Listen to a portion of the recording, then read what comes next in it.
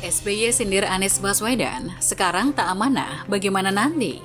Yang saya hormati juga anggota baru Koalisi Perubahan, Ketua Umum Partai PKB, dan sekaligus calon Wakil Presiden Republik Indonesia,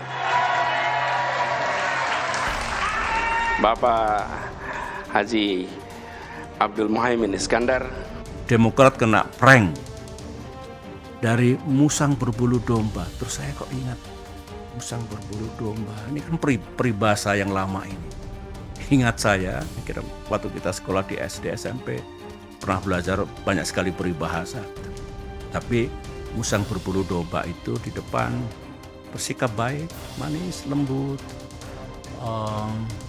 penuh persahabatan.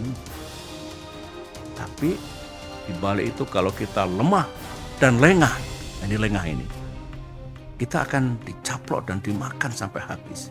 Aku tahu politik itu memang banyak akalnya, tapi tak kusangka buruk banget ini.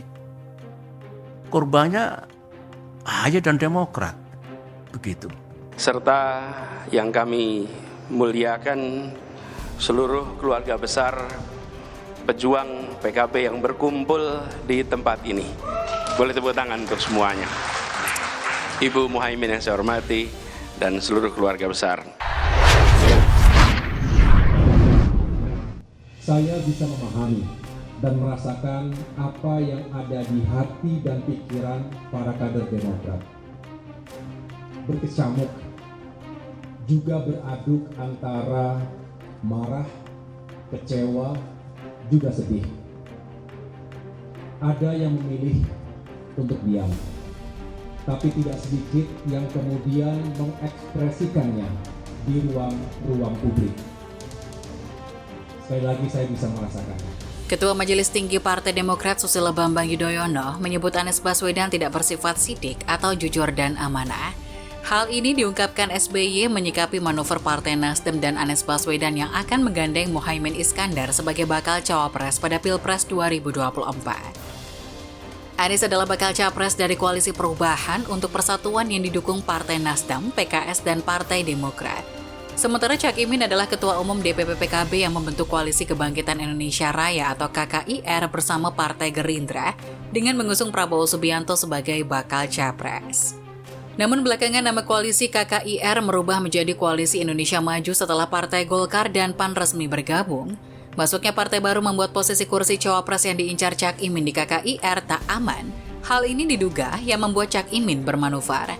Di sisi lain, Anies diklaim Partai Demokrat telah menyetujui bila cawapresnya adalah Agus Harimurti Yudhoyono atau AHY. Berdasarkan rilis Demokrat, Koalisi Perubahan untuk Persatuan akan melakukan deklarasi bakal capres-cawapres dalam waktu dekat.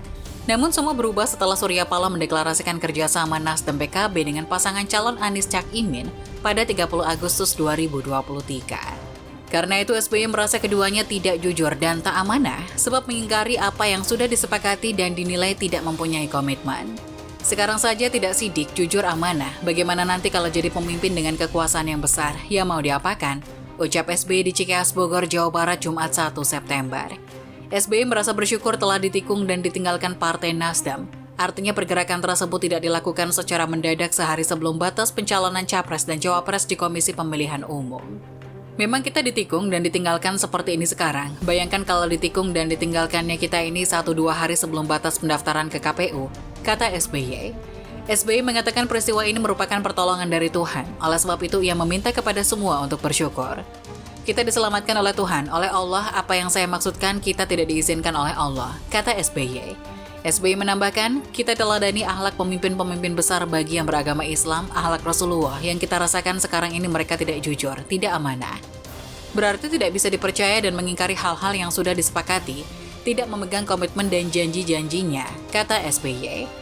Di sisi lain, kader Partai Demokrat di sejumlah daerah menurunkan baliho bakal calon wakil presiden atau baca pres Anies Baswedan bersama Ketua Umum Partai Demokrat Agus Harimurti Yudhoyono. Pencopotan baliho ini terjadi setelah Anies dikabarkan memilih Ketua Umum Partai Kebangkitan Bangsa atau PKB Muhaimin Iskandar atau Cak Imin sebagai bakal cawapresnya. Pemilihan tersebut dikabarkan tanpa adanya persetujuan dengan Koalisi Perubahan untuk Persatuan atau KPP, yakni Partai Demokrat dan Partai Keadilan Sejahtera. Baliho bergambar baca pres dari KPP, Anies Baswedan dan AHY di Aceh dicopot pada Kamis 31 Agustus malam. Kami tidak pernah keluar, mereka yang pergi, sorak sejumlah Partai Demokrat Provinsi Aceh sambil mencopot baliho tersebut. Selain di Aceh, kader Partai Demokrat juga mencopot baliho Anies Baswedan bersama AHY di kota Sangatta, Kalimantan Timur pada Kamis malam. Koordinator juru bicara Partai Demokrat Herzaki Mahendra Putra membenarkan kabar pencopotan baliho bergambar Anies Baswedan AHY. Tadi sudah mulai copot, ucap Herzaki dikutip dari Antara. Pencabutan baliho itu dilakukan setelah Sekjen Partai Demokrat Tengku Rifki menyampaikan kabar soal Partai Nasdem menunjuk Ketua Umum PKB Muhaimin Iskandar alias Cak Imin sebagai pendamping bakal Capres Anies Baswedan. Kemarin 30 Agustus 2023, kami mendapat informasi dari Sudirman Said, mewakili Capres Anies Baswedan bahwa Anies telah menyetujui kinerja sama politik Partai Nasdem dan PKB untuk mengusung pasangan Anies Baswedan dan Muhaimin Iskandar, kata Rifki dalam keterangannya Kamis 31 Agustus.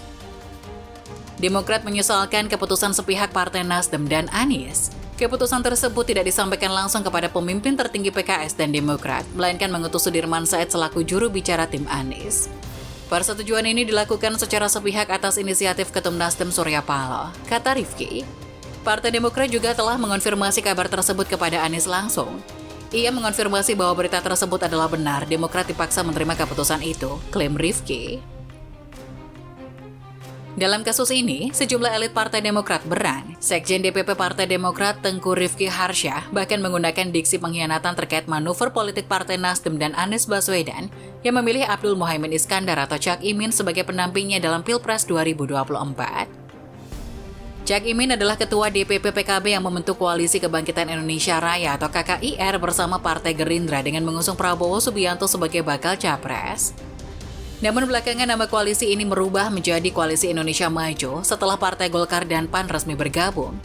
Masuknya partai baru membuat posisi kursi cawapres yang diincar Cak Imin di KKIR tak aman. Hal ini diduga yang membuat Cak Imin bermanuver. Di sisi lain, Partai Demokrat sebagai bagian dari Koalisi Perubahan untuk Persatuan yang mendukung Anies sebagai bakal capres, selalu mendesak agar Anies segera mengumumkan nama pendampingnya.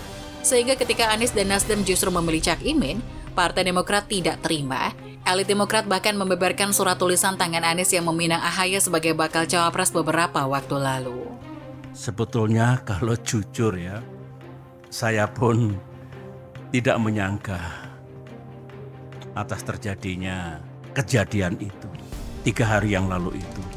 Setelah setahun lamanya kurang lebih, koalisi ini bersama-sama berikhtiar, berjuang untuk bisa menjadi kenyataan dan bisa mengusung capres dan cawapres yang kita harapkan, yang juga diinginkan oleh rakyat.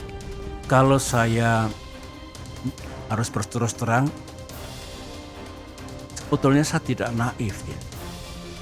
Saya juga mengerti politik, saya pernah menjadi capres 2 kali, saya pernah bersama-sama membangun koalisi dengan mitra, dan tidak ada yang saya rasakan seperti yang terjadi 3 hari yang lalu itu.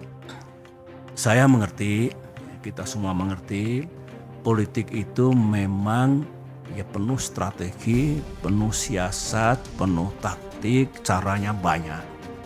Tapi saya tidak menyangka kalau tindakan itu sejauh ini, menurut saya melebihi batas kepatutan, moral dan etika dalam politik. Sebenarnya beberapa teman sudah mengingatkan saya agak lama, baik dari kalangan kader Demokrat maupun dari luar Demokrat. Begini, Pak SBY benar-benar percaya kepada orang itu atau kepada orang-orang itu. Saya jawab dengan praduga yang baik, prasangka yang baik, saya percaya. Teman itu mengatakan, ya silakan saja dilihat nanti. Yang penting saya sudah mengingatkan.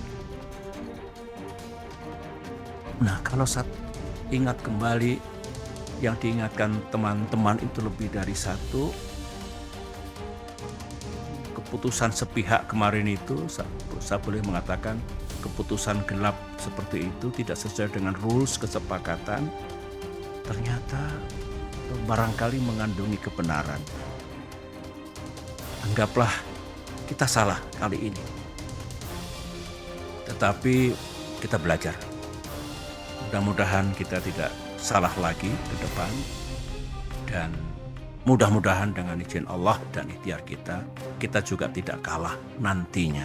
Anies menyampaikan kepada saya, didengar oleh semua, bahwa awal September ini, berarti hari-hari sekarang ini, akan mendeklarasikan koalisi ini dalam kapasitasnya sebagai capres. Berikut capres dan cawapres yang telah selesai diputuskan. 3 hari kemudian, 3 days later, sekarang ini, yang kita dapatkan sesuatu yang sangat mengejutkan itu. Dan saya ini orang tua, berapa kali Pak Anies datang ke sini, semangat yang luar biasa, kata-kata yang luar biasa baiknya. Di Cikiasi 2 kali, di Malang, di Pacitan.